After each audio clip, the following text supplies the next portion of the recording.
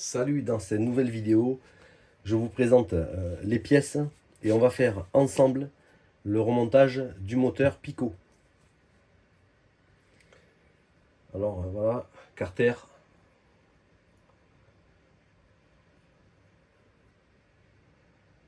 le bouchon de carter, la chemise,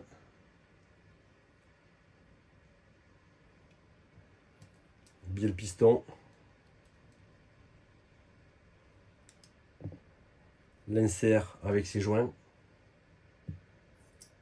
la culasse Pico et ensuite on montera l'embrayage Optima CS400 avec ses roulements, son écrou de serrage et la cloche T-Works en 13 avec son écrou de serrage et la petite cale qui va avec. Voilà. Et le vilebrequin DLC. Alors, j'utilise cette huile, c'est une huile de remontage moteur, c'est un peu l'équivalent de la OS. Et je vais mettre une petite goutte sur les pièces, notamment les pièces qui vont être ou en friction ou en contact avec des roulements. Ici à l'intérieur, je vais mettre 2 gouttes sur le gros roulement et une goutte à l'intérieur sur le petit roulement. Voilà, juste pour faciliter le guidage du vilebrequin quand je le monte. Ça doit passer. Voilà, voilà qui est fait. On sent que c'est bien fluide, c'est bien gras quand même à l'intérieur. C'est bien. Alors ensuite, je vais mettre quelques gouttes de remontage sur le piston et sur l'intérieur ici avant de pouvoir présenter la chemise. Alors j'en mets pas trop, hein, mais suffisamment pour que le moteur soit bien nettoyé à l'intérieur et bien gras. Alors à cette étape, on va présenter le piston ici et il vient tout simplement, voilà, se cranter sur le maneton. Ensuite, je prends ma chemise et je vais lubrifier très légèrement l'extérieur pour pouvoir l'insérer facilement. Voilà. J'en mets même un petit peu de gras avec le doigt, ce qui me reste sur les doigts, à l'intérieur.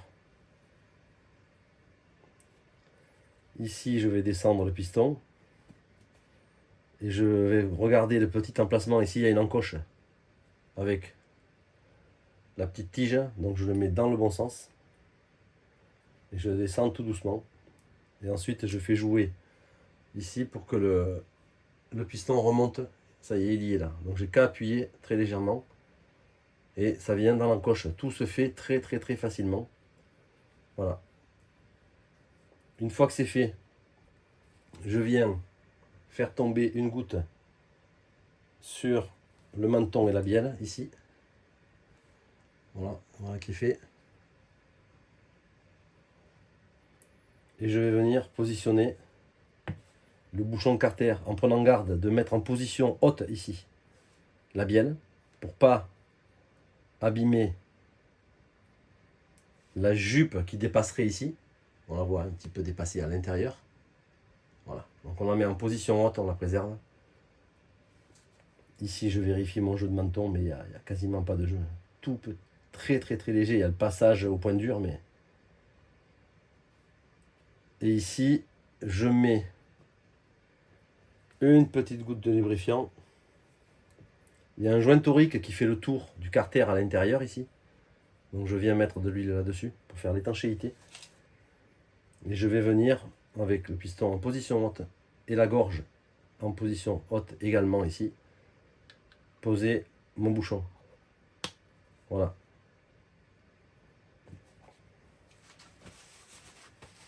On a bien avancé le remontage. Alors l'étape future, c'est de fixer le bouchon de carter. Alors j'ai remplacé une petite vis qui était abîmée. Donc j'en ai mis une neuve. On va éviter un serrage trop fort. Je vais vérifier les autres également pour ne pas avoir de problème la prochaine fois. Bon, j'aime bien le serrer fermement, mais il faut éviter de le bloquer.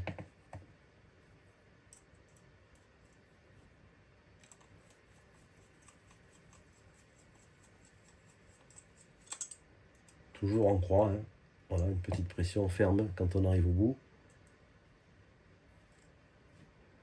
Et le dernier.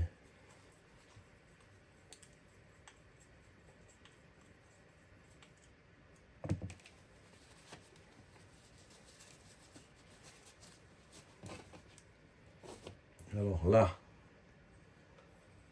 on va assurer voilà, le serrage final sans trop forcer.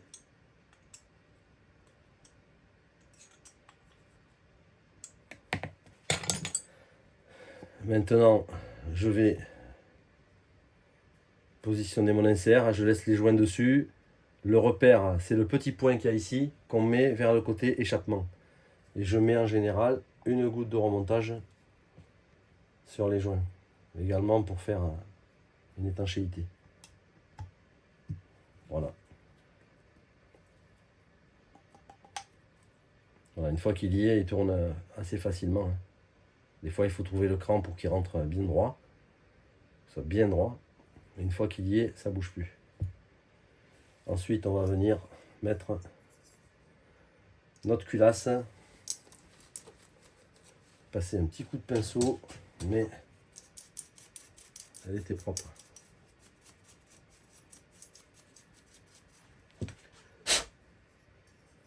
Voilà, on va la mettre comme ceci.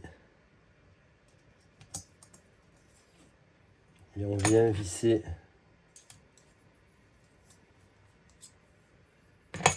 nos BTR avec la clé de 2,5.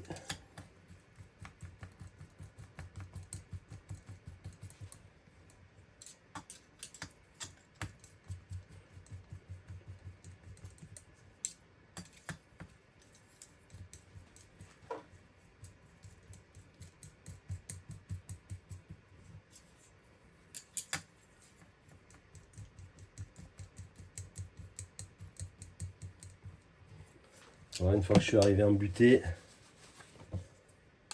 serrage final, un quart de tour sous pression, serrage en croix.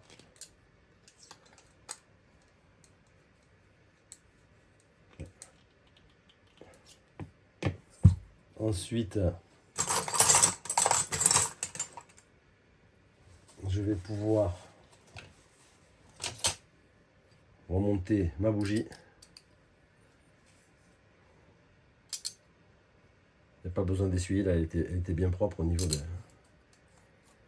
du pas de vis de la bougie. Et la dernière étape, on va la faire ensemble. On remonte l'embrayage. Alors ici, je tire bien vers l'avant le vilo. Je mets la rondelle qui va être positionnée derrière le volant. Ici, il y a le cône qui est à l'intérieur. Il est rentré en force, donc il dépasse de 2 dixièmes ici. On ne va pas le toucher. On va le positionner en force ici. Voilà, je tire vers l'avant le vilo et je mets mon embrayage ici. Voilà. L'écrou de serrage. Alors quand j'arrive en butée, je viens prendre l'écrou ici, le volant avec ma clé. C'est un peu comme le démontage, mais je le fais dans le sens inverse. Et je vais venir serrer ici assez fermement, puisque ça enfonce le volant alu sur le cône et ça vient le plaquer. Et il faut que ce soit quand même ferme, puisque c'est l'entraînement de la transmission. Voilà. Donc une fois que c'est fait, on voit qu'ici il reste un petit espace tout petit derrière le volant, mais que ça peut tourner très librement. Et là le volant il est monté. Je mets ici ma cale derrière le roulement.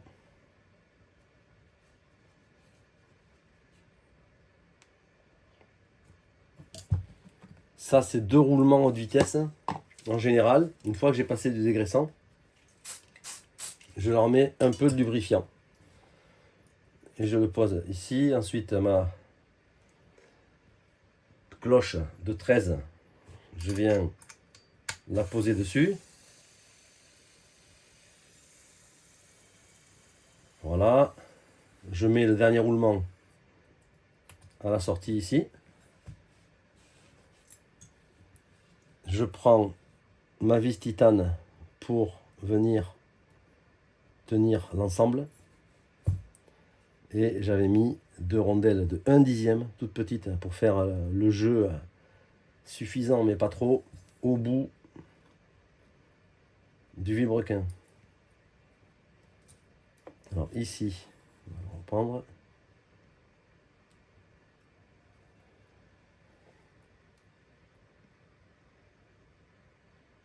Voilà. Donc on va le faire avec la clé, ça sera plus simple. Ça, c'est une petite vis titane. On peut la prendre avec une BTR de 2,5 ou avec une clé à tube de 5,5. Voilà, ça marche aussi. Là, j'ai mis mes petites rondelles de 0,3. Et je viens.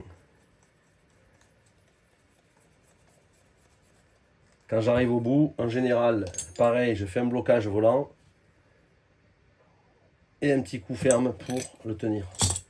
Ensuite, je vais vous montrer.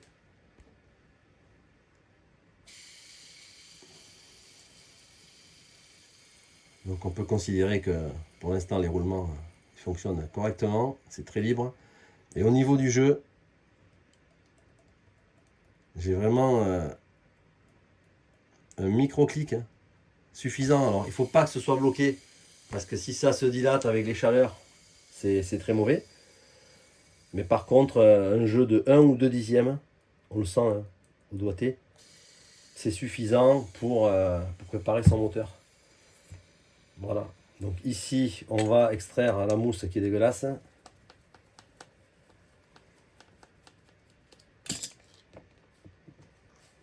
Hop. Et on va simplement monter.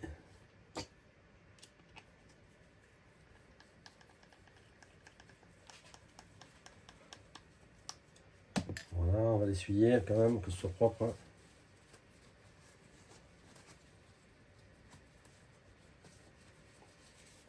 Sur l'embase du carbu, je mets une petite goutte d'huile de remontage. On a quelque chose de propre. Et ensuite, je viens présenter mon carburateur avec son petit joint torique ici, que je vérifie, s'il est en bon état, bien sûr. Ici. Voilà. Donc, c'est pas la peine là de serrer fort. Je l'appuie juste pour que ça s'encastre. Et avec la BTR de 2. Voilà, une petite pression, c'est pas la peine de forcer sur l'embase du carbu.